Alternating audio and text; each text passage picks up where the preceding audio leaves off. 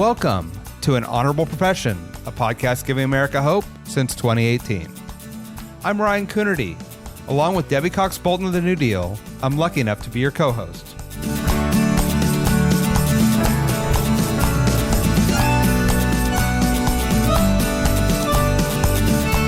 An Honorable Profession is a New Deal Leaders podcast. The New Deal is an organization that supports the next generation of American leaders.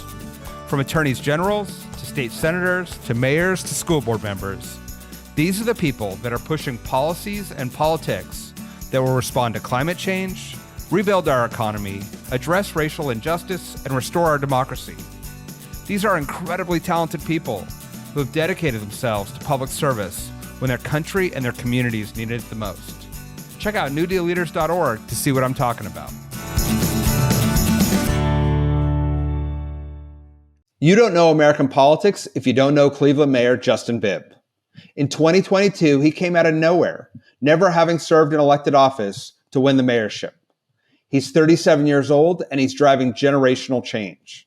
He's unapologetic about his aspirations for the city, from improving public safety to revitalizing underserved neighborhoods using federal dollars. He's taking big swings.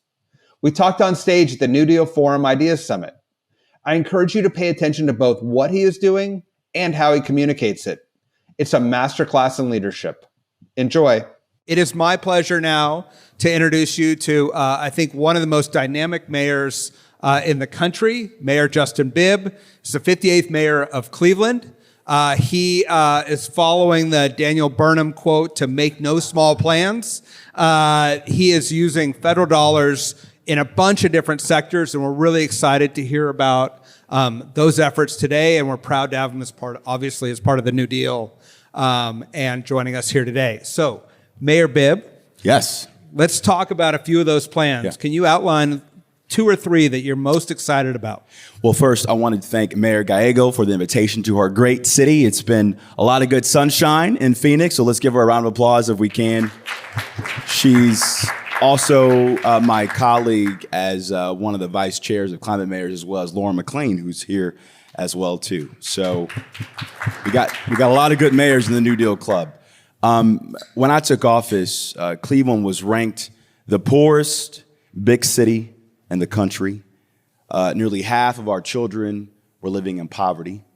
And we were also ranked the worst city in the country for Black women.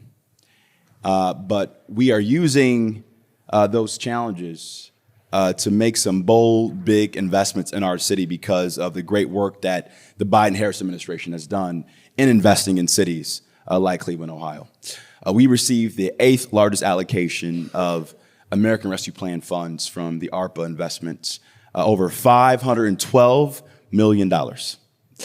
And we wanted to make sure that those investments had these 3 criteria. Number 1, can we leverage these investments over time, right? Secondly, equity, equity, equity. Everything we do as mayors must be rooted in racial equity and centering our public policies and the lived experiences of our residents. And thirdly, we wanted to ensure that these investments would have a long-term transformational impact on our city. So one of the big things I'm excited about is our largest allocation of ARPA funding created a new $50 million Sites Fund for Good Jobs. So what are we doing? We are taking 1,000 acres of brownfield vacant land in our city that's predominantly located in Black and brown neighborhoods in Cleveland and turning those 1,000 acres of brownfield vacant lots into shovel-ready greenfield sites. And why is that important? Well, Cleveland was once a walk-to-work city. Whether you walk to the old steel mill or the old manufacturing base. And over the last 2 decades, we have lost nearly 20% of our population and have lost hundreds of thousands of jobs. And already this new investment is projected to create up to 65,000 new indirect and direct jobs in the urban core of our city. The other thing we're excited about is the work we're doing to address and eradicate lead paint in our community. No child should ever be poisoned by lead paint in this country, and Cleveland has one of the biggest challenges in the nation when it comes to lead paint. And so we use $17 million of ARPA funds to create a fully funded endowment to work with the nonprofit community to ensure we can eradicate every home in our city around the lead paint crisis. And so those are the two of the biggest investments we've made around ARPA that I'm really excited about. One of the things I was interested in is you came from a background in education and technology. How are you going to leverage the massive changes we're looking at in technology to bring benefits to your city? Well, when I ran for mayor in 2021 as a first-time candidate for public office, when I was knocking on doors, trying to get my name on the ballot, the biggest thing voters told me was they wanted a modern and responsive city hall. And when I got to the mayor's office, it took me almost 2 days to get my email account set up. That's how far behind we were when I took office in January of 2022. And in just 2 years, we've done a couple things to really change that. One, we have now created the first new city website we've had in nearly 2 decades in Cleveland. We can clap for that. That's a big deal. We've also will be launching a brand new 311 call center action hotline later this year, because I made a commitment and a vow to my residents that they should be able to track a complaint like they track a FedEx or an Amazon package. And just 2 weeks ago, we joined 85 other cities across the country to finally have an open data portal as well too, because many of my lawyers in my law department are spending many hours on public records requests, on various data requests, and not getting contracts done, doing the people's work. So all those investments go a long way to make us a more modern and responsive city government for the 21st century. As you mentioned, you made these big investments and big bets with ARPA funds. We all know that those funds, unfortunately, are likely to be one-time funds. So how do you think about continuing to invest in this change and invest in communities going forward? Yeah, well, beyond just the ARPA funds, from the Inflation Reduction Act to the CHIPS bill to the bipartisan infrastructure bill, all of those federal investments are giving cities like Cleveland and Boise and Phoenix and Detroit and Pittsburgh a once-in-a-generation opportunity to really center income equality, closing the racial wealth gap, and creating new opportunities for economic opportunity. And so we've really been focused on engaging our foundations and the private sector to compete for more than our fair share from the federal government. The other thing I would also say is it's so important that we also prioritize state support as well. Right now, we are trying to become a two-waterfront city in Cleveland because we sit on 20% of the world's fresh water in Lake Erie. We also sit on the banks of the Cuyahoga River, which over 50 years ago caught on fire and is now a leading example of what clean waterways should look like in the country. And so we've been working with our federal delegation, with leaders in the Biden-Harris administration, with the governor and members of the legislature to make a once-in-a-generation investment in all waterfronts. And I believe it's that kind of public, and private sector partnership we need to maximize these federal and state investments as well, too. Talk about your interest in resilience, both through the climate mayors, but also through these Clean Water Acts, cleaning brownfields. How do you think about resilience and climate for your city? Well, when I ran for mayor in 2021, I had no idea I would become a climate mayor. And I say that because for a lot of folks in the climate change space, we've done, I think, a disservice in many ways to our residents by not grounding this conversation about addressing climate change in ways that everyday people understand. And one of the things I quickly uncovered was talking to a resident in the east side of Cleveland when I was knocking on doors. She talked about the fact that her son had asthma, and it was in a part of the city that had one of the lowest tree canopies in our community, which affected the air quality. And 2 zip codes down the block, they had some of the best rates of air quality and low asthma. That's when the connection was made for me. And so when I talk about resilience, when I talk about climate and environmental justice, we as mayors and as elected officials need to ground that conversation in safe communities, healthy communities, good jobs.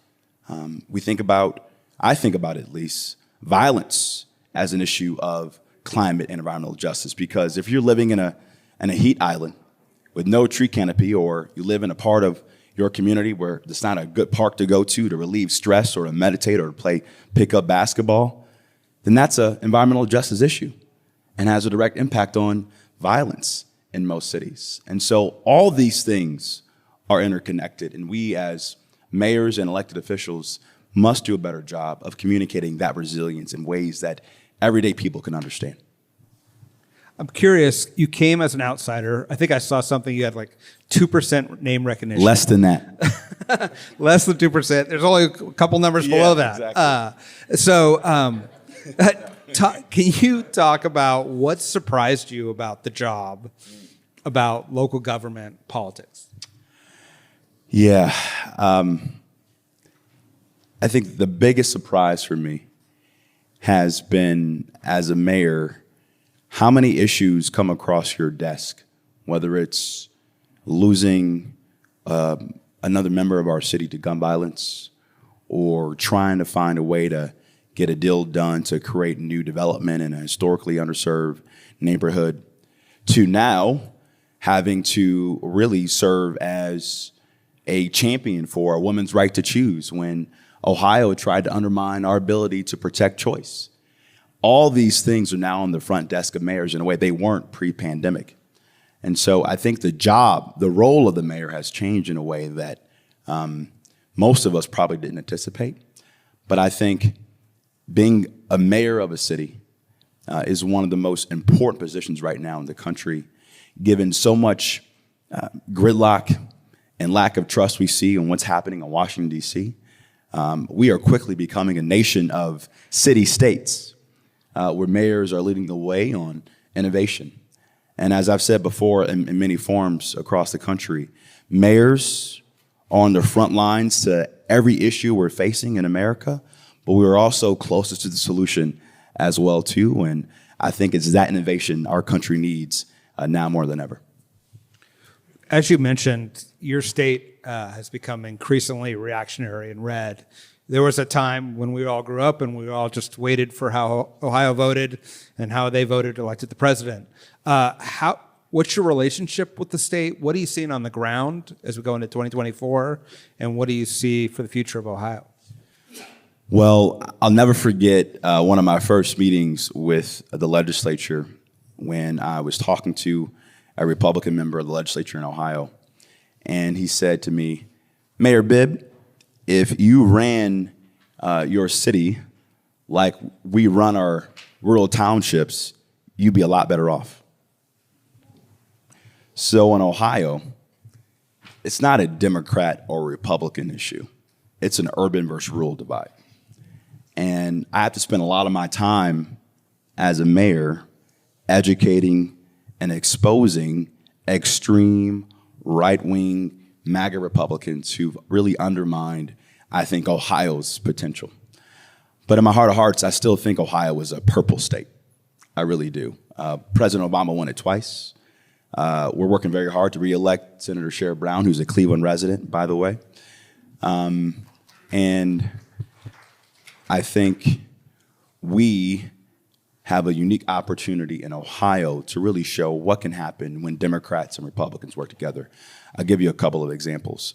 One, in my first year in office, I tried to expunge low-level marijuana convictions for Cleveland residents.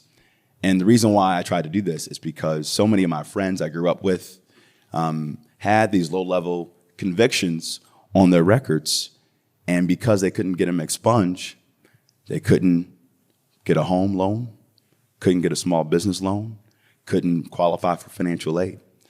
And the courts tried to block us. But then I got a phone call from a Republican state senator, Nathan Manning. I knew his wife because she was my spin class instructor. And he said, "Mayor Bibb, I love what you're trying to do to advance criminal justice in Cleveland. how about I add this in a statewide bill to give cities and counties the authority to expunge low-level marijuana convictions? Luckily, it passed the legislature, and Governor DeWine signed the bill. So it's one of many other examples where we have Democratic mayors finding common ground with Republicans in their legislatures and in governors' mansions. And I think we as mayors have to elevate that work now more than ever to really address all the social division and lack of common sense, bipartisan governing we're seeing across the country. Finally, I want to ask you something, because I know you're getting pulled in a million different directions, locally, nationally, for all the leaders in the room who are in the same boat. How do you think about how you prioritize your limited time, your limited energy? How do you find time for that spin class that then pays dividends and statewide policy? How do you prioritize and get results? Well, I learned very early in my first 6 months that you can't wing something like that. You got to have a structure around it. Because, I was in a hurry to get everything done in my first year in office. I mean, I ran on the campaign slogan, Cleveland can't wait, because I just knew how boldly we needed to change our city. But in my first year, my chief of staff sat me down and said, Mayor, once you're long dead and gone, I'm like, way to be morbid, man. It's kind of tough. What do you want to be remembered for? What are going to be your gravestone priorities?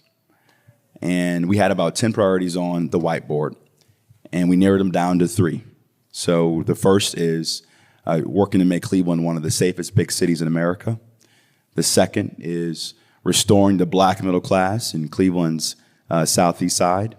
And the last one was finally making Cleveland a 2 waterfront city that can be globally competitive. And so every day when I go to City Hall, there's more than 3 people in my cabinet all working to execute those 3 gravestone priorities. And obviously, crises come up, but every day someone's working on executing those 3 big things. And that's been my North Star since we took office 2 years ago. Well, I know I speak for all of us when I say we can't wait to see the results. We're so glad to have you in the New Deal, and we need to get you on the podcast. But thank you for joining us today, and thank you for sharing your vision. Thank you, and thank you. And for any basketball fans, open invitation to see the Cavs playoffs. Just let me know. Thanks so much. An Honorable Profession is a New Deal Leaders podcast. Thanks to the team at New Deal for producing this episode. We encourage you to bring honor to public service, and because we keep things honorable, no tax dollars are used in the making of this podcast.